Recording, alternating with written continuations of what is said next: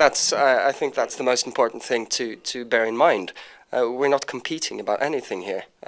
It's just about trying to release your potential as musicians, as bands. And if you can help others, that's great. If others can help you, that's great too. Of course, you look to the others to find the inspiration and the new ideas that you can use to create even newer ideas. And not to copy the ideas they did, but to create even more. Yeah, we're all one big happy black family, you know. Really? I thought you were white or like Caucasian or something, but my bad. Okay. Jens, and you've had the artisan blog. How did that come about, and what was the whole purpose behind that? It's actually pretty cool, by the way. Yeah, thank you. Super cool. Well, we kind of the idea about that is my philosophy about the attention to the fans has changed, and with the modern media and social media, I wanted to try and approach the fans a bit more direct, and so we started the Artisan blog was actually a band project for the beginning. The Artisan is also a band.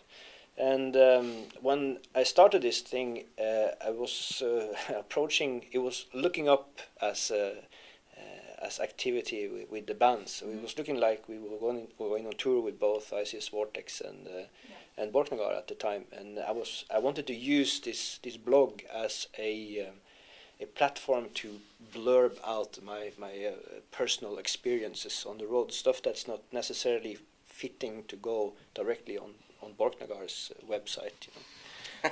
That sounds dangerous. No, what's good? He's like fishing no, and it's stuff, just going on vacation. stuff. When not trashing journalists, but I like the idea about creating my own newsroom, and I decide what I want to share with the fans.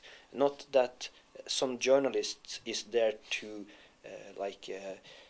pack my words into a box and then paint it the way they see fit and then present it to the audience. I wanted to have my own newsroom, and then the amount of viewers would be an indication of, is this interesting or is this just bullshit? Right. Yeah, and it turned out that everything I did that was band related was very interesting and popular.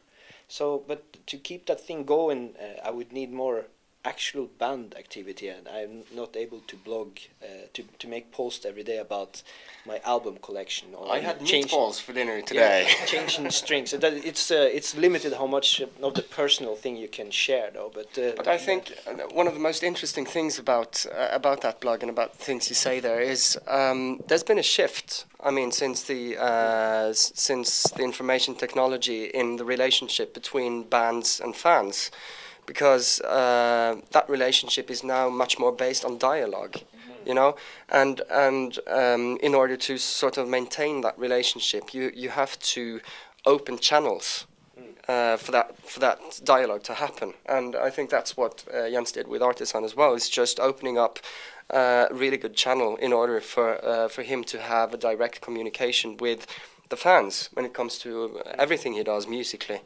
So I think that's interesting, and you see the way that we use other social media like Facebook as well. I mean, it's all about the dialogue with the fans, and it's such a big difference now from when we started up. You know, it's a paradigm shift. yeah, I don't want Borknagar to be the kind of band that has 5,000 followers on Twitter, but you follow no people, and it's very obvious that it's some media company down in Germany that's printing the messages. Yeah. If you're on the Borknagar Twitter, you should know that you're talking to Øystein, or when you're on my Twitter, you should know that you're talking to me. It's only me that manages and edits my messages. And that's the genuine thing about it all. It has to be like that, and everything else to me is fake.